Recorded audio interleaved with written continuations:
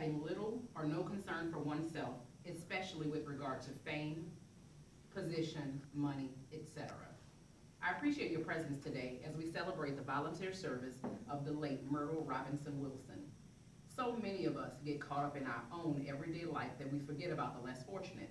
Today I will share with you Mrs. Wilson's determination to help others through her love for teaching, commitment to serve others, and her work ethic.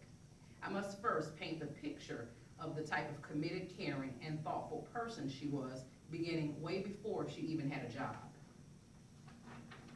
From early in her life, Mrs. Wilson loved teaching. She decided at a young age that she would be a teacher. She wanted to help young children prepare for kindergarten. Upon graduation from high school, she earned a degree from Southern University of New Orleans and took a job as a Head Start teacher.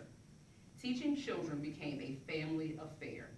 As in the evenings and on weekends, Mrs. Wilson and her children came up with creative displays and storyboards for her class for the upcoming weeks.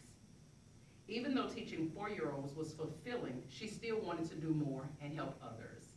Ms. Wilson cared so much for others, she decided to do more.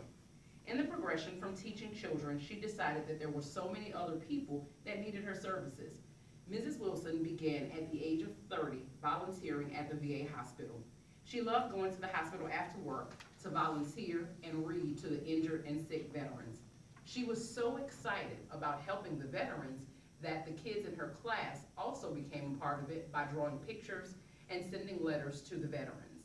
The patients were so thrilled about receiving these little note cards and messages that when she didn't bring them, they asked why not.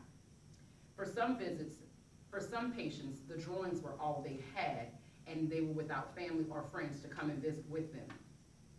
Ms. Wilson volunteered from the age of 30 until the time she died at the age of 72.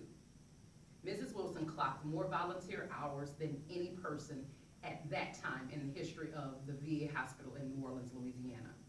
In addition to volunteering, she made sure that her own 9 children had hot meals daily, focused strongly on their education, and made sure that they remained a close-knit family. She was at the hospital so much that members of the hospital staff gave her a locker. She was also given a candy striper uniform, the little red and white stripes that the people wore that were CNAs at that time.